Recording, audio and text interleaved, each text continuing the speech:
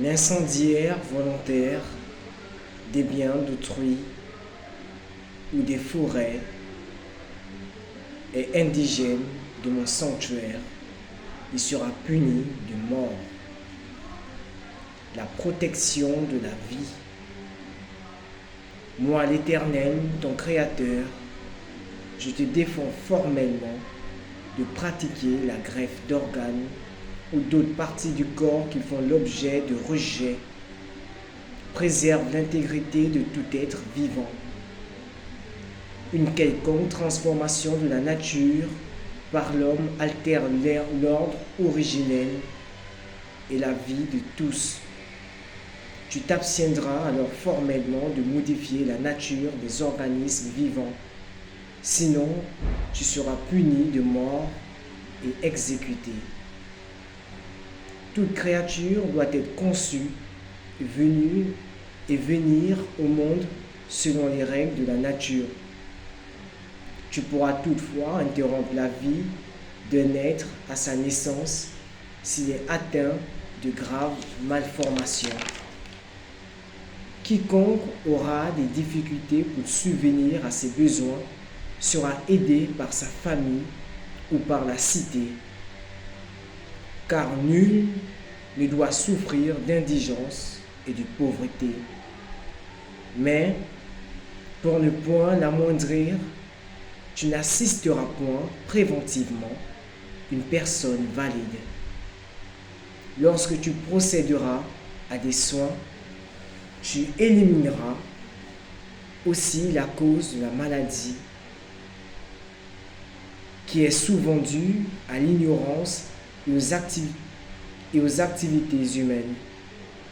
Vis en harmonie avec la nature, selon les règles de justice que je t'inculque, et ta descendance deviendra progressivement invulnérable à la maladie.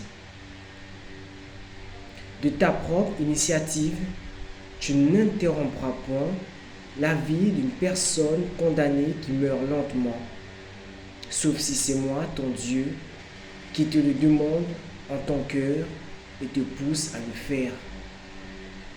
La personne âgée ou l'enfant handicapé sera prise en charge par sa famille et ne sera pas remis en d'autres mains ni en d'autres lieux.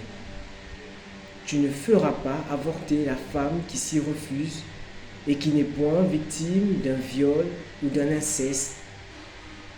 Tu te conformeras à ses désirs d'enfantement. Tous les êtres de ma création sont utiles. C'est pourquoi tu ne feras rien qui puisse faire disparaître de la terre une espèce quelconque. La protection des peuples et des races. Dans mon royaume, où vous serez libres, je ne veux point de nation ni de frontières artificielles. Il ne se trouvera que des peuples souverains, parlant leur propre langue, et séparés les uns des autres par des limites naturelles. L'union des peuples se fera d'elle-même par la connaissance. Aussi, pour que l'ordre subsiste et maintienne la fraternité entre tous les hommes, chacun d'eux demeurera uniquement dans le pays de ses origines. Tout individu qui abandonnera sa famille et son peuple pour s'établir dans un pays où les habitants sont d'une autre race que la sienne sera considéré comme un lâche. Il sera refoulé par toutes les communautés du royaume.